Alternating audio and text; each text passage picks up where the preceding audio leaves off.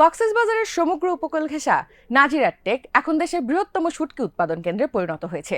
স্থানীয় ব্যবসায়ী ও উৎপাদকদের দেওয়া তথ্য মতে চলতি মৌসুমে এই শুটকির মহলকে কেন্দ্র করে প্রায় 4,000 কোটি টাকারও বেশি বাণিজ্য হচ্ছে।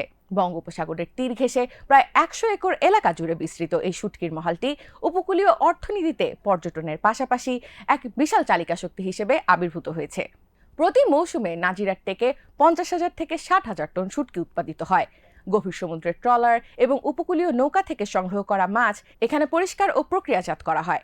শিল্প সংশ্লিষ্টরা জানান, এখানকার শুটকি মূলত সনাতন পদ্ধতিতে রোদে শুকিয়ে প্রস্তুত করা হয়।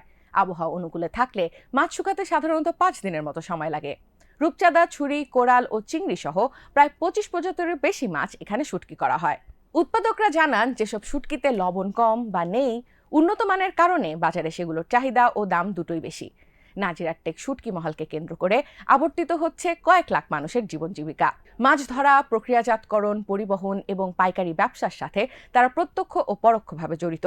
ভোর হওয়ার আগেই কাজ শুরু করেন এখানকার শ্রমিকেরা। তীব্র গরমের মধ্যেও দীর্ঘ সময় হাড় ভাঙা খাটুনি খাটেন তারা। অন্যদিকে প্রতিকূল আবহাওয়ার তোয়াক্কা না করে পর্যাপ্ত মাছের সন্ধানে দিনের পর দিন সমুদ্রে অবস্থান করেন জেলেরা। ব্যবসায়ীরা জানিয়েছেন, বর্তমান সময়ে শুটকির বাজার কেবল প্রথাগত পাইকারি বিক্রিতে সীমাবদ্ধ নেই। গত কয়েক বছরে অনলাইন প্ল্যাটফর্মেও শুটকি বিক্রি উল্লেখযোগ্য হারে বেড়েছে।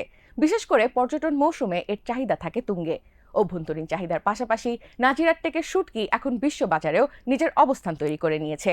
রপ্তানিকারকরা আশা করছেন, এই মৌসুমে Hong Kong, Malaysia, Indonesia, Sri Lanka, Singapore এবং মধ্যপ্রাচ্যের বিভিন্ন দেশে বড় ধরনের চালান পাঠানো সম্ভব হবে। জলবায়ু পরিবর্তনজনিত আবহাওয়ার অস্থিরতা এবং মান নিয়ন্ত্রণের মতো কিছু চ্যালেঞ্জ থাকলেও নাজিরার টেকের এই শিল্প দেশের আয় বৃদ্ধি এবং রপ্তানি বহির্মুখীকরণে গুরুত্বপূর্ণ ভূমিকা রাখছে। এখন বাংলাদেশের সামগ্রিক বাণিজ্যিক অর্থনীতির অন্যতম শক্ত খুঁটি হিসেবে নিজেকে প্রতিষ্ঠিত করেছে ঐতিহ্যবাহী এই খাত।